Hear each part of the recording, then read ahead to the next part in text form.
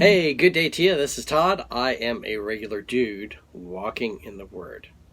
Hey, you ever you've watched a movie and your kid said, "Hey, this is a great movie," and you watch it and there's something happens and then they break out into song and you're like, "Hey, wait a minute, this is a musical," and you weren't expecting a musical. That's kind of what happens today in this passage here. We've just finished up talking about Pharaoh's army being destroyed as the sea comes crashing over them. And what happens is basically a musical takes place where people break out into song. And we've talked about this before, like when something great happens, it's an appropriate thing to sing about it. Back when I played soccer in high school, we won the district championship, and everyone was so happy they were singing all the way back from Fort Myers to Sarasota. A lot of singing going on.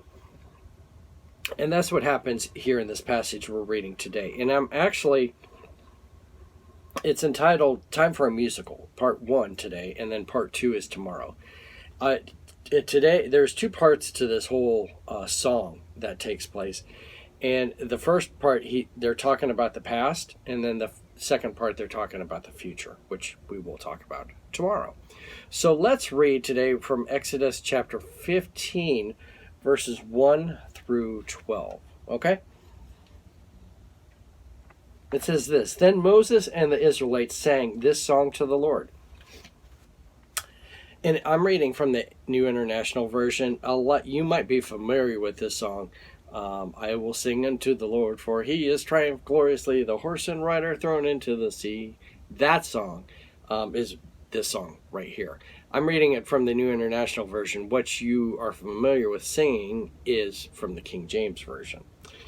So it says this: I will sing to the Lord, for he is highly exalted. Both the horse and the driver he is hurled into the sea. The Lord is my strength and my defense. He has become my salvation. He is my God, and I will praise him. My father's God, and I will exalt him. The Lord is a warrior. The Lord is his name. Pharaoh's chariots and his army he has hurled into the sea. The best of Pharaoh's officers are drowned in the Red Sea. The deep waters have covered them. They sank to the depths like stone. Your right hand, Lord, your majestic power, you right hand, Lord, shattered the enemy. I like the graphicness of this, where it says, they sank to like a stone to the bottom of the sea. Remember, they had all their armor on to, protect them, and, armor doesn't float. Verse 7, In the greatness of your majesty, you threw down those who opposed you. You unleashed your burning anger, and it consumed them like stubble. By the blast of your nostrils, the waters piled up. The surging waters stood up like the wall. The deep waters congealed in the heart of the sea. The enemy boasted, I will pursue, I will overtake them. I will divide the spoils. I will gorge myself on them. I will draw my sword, and my hand will destroy them. I'm sure that's what Pharaoh and his army were saying. They were coming at this, battle fully armed. The people of Israel were helpless. They were walking with their families across the dry bed of the Red Sea here. So they thought for sure, we're just going to wipe out everybody. Different story. But you blew with your breath, and the sea covered them. They sank like lead in the mighty waters. Who among the gods is like you, Lord? Who is like you, majestic in holiness, awesome in glory, working wonders?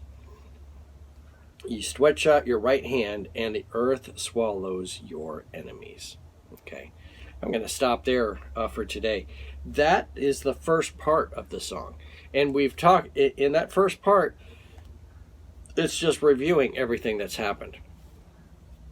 And so, obviously, they wrote the song and started singing it right there. But it's going over everything that's happened. And then tomorrow we're going to get into what God is going to continue to do to bring them into the promised land. And this is all important. And I don't, when I say, they're breaking out into musical, it sounds like a negative thing.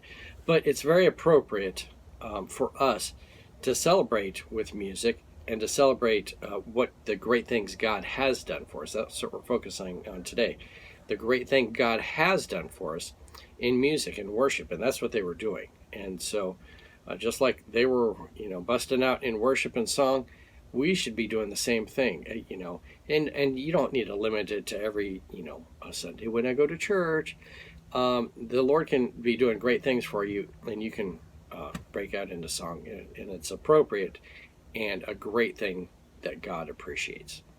Thank you for watching. I'm a regular dude walking in the Word, and I look forward to seeing you tomorrow as we continue our journey through Exodus. Lord's blessing. I'll see you then.